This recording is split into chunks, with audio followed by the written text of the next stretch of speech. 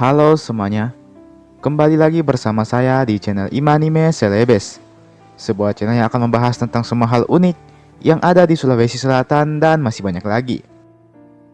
Di video kali ini, kita akan membahas tentang suku Bugis. Benarkah suku Bugis ini adalah bagian dari Melayu? Jika iya, bagaimana proses pencampuran kebudayaan Melayu dan suku Bugis? Jika tidak, lalu Bugis ini tergolong ke dalam bagian apa? Dan bagaimana pula statement yang mengatakan kalau Bugis itu sejatinya berasal dari Cina? Well, ada begitu banyak pertanyaan seputar suku Bugis dan sejarahnya ini. Olehnya itu, mari kita bahas di video ini.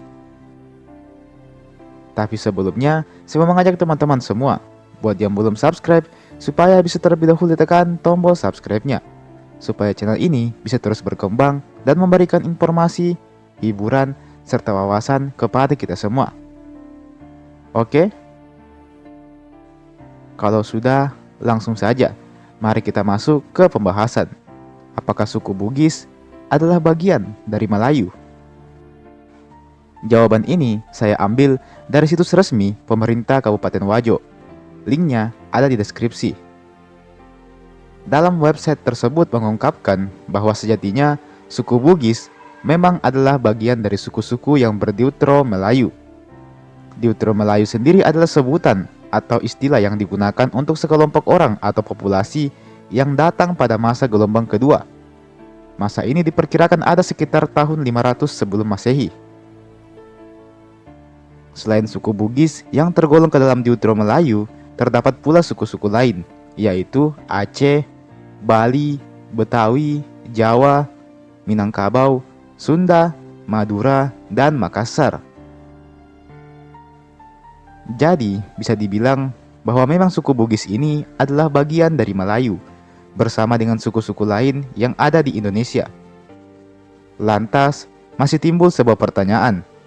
Bukankah suku Bugis ini aslinya berasal dari Cina, sesuai dengan asal katanya, yakni Tougi, atau pengikut Lhasa Tumpugi, yang disebut berasal dari Cina? Sebenarnya, antara diutro Melayu dan Cina itu sendiri saling terhubung.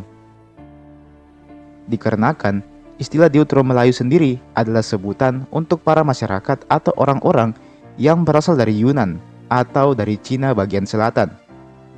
Orang-orang yang berasal dari Yunan ini bermigrasi dari kampung halaman mereka menuju ke wilayah Nusantara.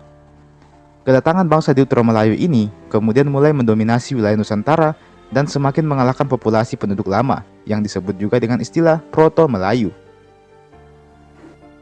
Jadi, statement yang mengatakan bahwa suku Bugis adalah keturunan dari raja daerah Cina, yakni Lhasa Tumpugi, bisa dibilang adalah benar.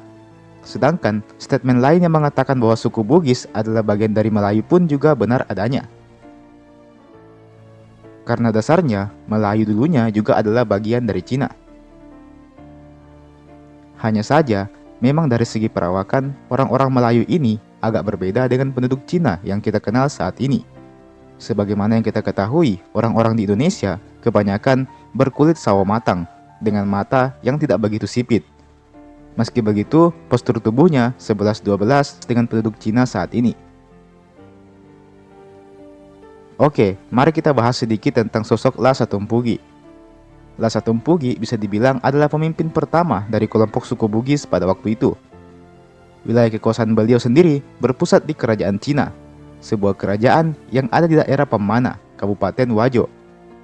Fakta menarik yang terungkap di sini adalah ternyata Lhasa Tumpugi ini adalah saudara dari Batara Latu. Baik Lhasa Tumpugi dan Batara Latu adalah anak dari Batara Guru, sosok yang digambarkan juga dalam kitab kuno Lagaligo. Kemudian, Lhasa Tumpugi ini mempunyai seorang putri yang bernama Wechudai, yang kemudian akan menikah dengan Sauri Gading, yang juga adalah anak dari Batara Latu. Dari pernikahan Sauri Gading dan Wechudai kemudian lahirlah seorang putra yang bernama Lagaligo. Bisa dibilang mereka itu adalah tokoh-tokoh pertama sekaligus pendiri dari suku dan berbagai kerajaan yang ada di Sulawesi Selatan dan bahkan mungkin di Sulawesi. Suku Bugis sendiri kini merupakan suku yang paling banyak mendiami wilayah Sulawesi Selatan. Suku Bugis juga kerap kita jumpai di wilayah Kalimantan, Malaysia, dan beberapa negara lain di Asia Tenggara. Beberapa daerah di Sulawesi Selatan yang didominasi oleh suku Bugis ada di wilayah Wajo, Bone, Sopeng, Sidrap, Sinjai, dan Baru. Sedangkan di daerah Luwu dan Palopo yang juga dikenal merupakan nenek moyang dari kerajaan Bugis didominasi oleh berbagai macam suku seperti Toraja dan Bugis itu sendiri. Dan teman-teman, itulah tadi pembahasan kita pada hari ini. Jadi, memang suku Bugis itu tergolong ke dalam Deutero Melayu. Dan Deutero Melayu sendiri asalnya dari Cina Selatan yang datang ke Indonesia sekitar tahun 500 sebelum Masehi.